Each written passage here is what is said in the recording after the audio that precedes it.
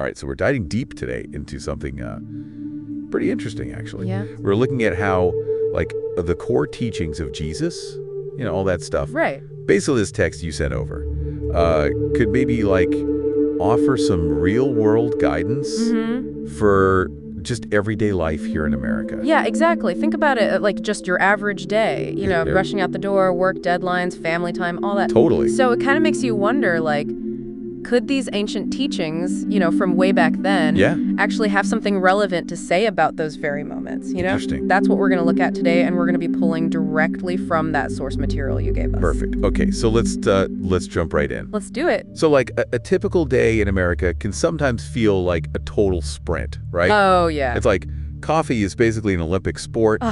Then it's the school drop-off chaos, the demands of your job, and then by the end of the day, you're just like wiped. Yeah, just completely drained.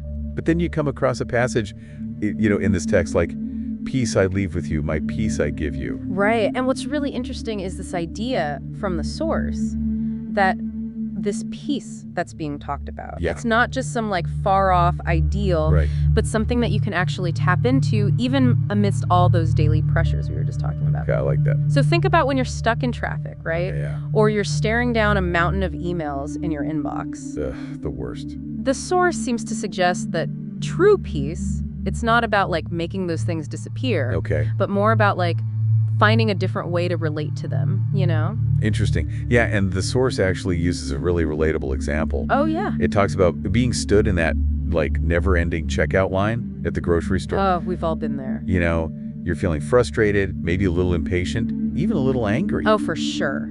And the source, it encourages us to, like, picture how Jesus interacted with people back then, Right. People who were sick, marginalized, just looking for some connection. Yeah. He didn't rush them. He was just present with them. Totally. And so if we bring that back to our checkout line experience, the source asks if maybe those moments of frustration, those little annoyances, if maybe they're actually like opportunities in disguise. That's a good way to put it. Not to magically get the line move faster, but to like practice engaging with that moment differently. Yeah, absolutely. And maybe even connect with the person next to us in line. The text, it even hits at the idea that these moments, they can teach us about ourselves, Yeah. And maybe help us offer a little grace in situations that would normally just tick us off. I love that. So now let's take all of this and think about it in the context of the American work ethic. Okay, yeah. We're all about hard work achievement. Right. But that can so easily lead to burnout. Oh, absolutely.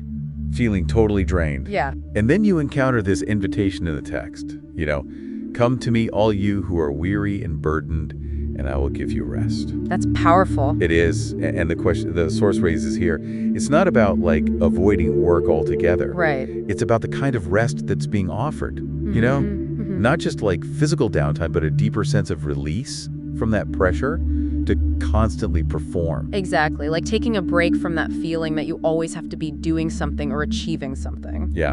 And the source, it even gives us this really practical example. Oh, yeah. About someone who started intentionally taking just 5 minutes during their lunch break, Okay. just to have a little quiet reflection, maybe say a prayer, and how that one small change made such a difference in how they felt the rest of the day. Wow. It's like integrating a different kind of rhythm into your workday, Yeah. I like that different like rhythm. acknowledging that there's more to well-being than just how much you get done. Totally. So let's shift gears a little now and talk about family and community. Oh, Huge parts of American life, Yeah, for sure. All the gatherings, the shared experiences. Exactly. And the source reminds us that Jesus, he treated his closest follower like family, Right. putting a lot of emphasis on love and support and acts of service within those close relationships. It wasn't about grand gestures, just the simple everyday ways they interacted with each other. The little things. And so the source kind of gently asks us, how can we embody that same kind of care in our own daily interactions with our families and our neighbors? That's a good question. Like, it could be as simple as truly listening to someone offering to help without being asked. Right. Or just approaching every interaction with a spirit of generosity. Oh, love that. What I'm noticing is that the source, it's not saying we need to totally transform ourselves overnight. Yeah, it's not about like becoming a completely different person all at once. Exactly. It's more of an invitation to just shift our awareness a little bit, within those everyday moments. Right. It's about bringing a new perspective to the things we already do. Yeah, so we've covered a lot of ground here. We have. Navigating those everyday frustrations with a sense of inner peace, finding moments of true rest within a busy work life, and nurturing our relationships with love and service. Absolutely. All inspired by this understanding of Jesus' teachings. And there's this recurring theme in the source that I think is really important. Oh, yeah? What's that? That this encouragement to pause, maybe take a moment for reflection or prayer and just consider how these teachings might be speaking to you in that specific moment. That's a good takeaway. So as we wrap up, here's something for all of you listening to think about. Okay, like this. How might consciously looking for those deeper layers of meaning, within your everyday experiences, how might that, inspired by this new perspective, subtly change the way you see your day? Yeah. And the way you move through it? That's definitely something worth pondering. It is. Thanks for joining us on this deep dive.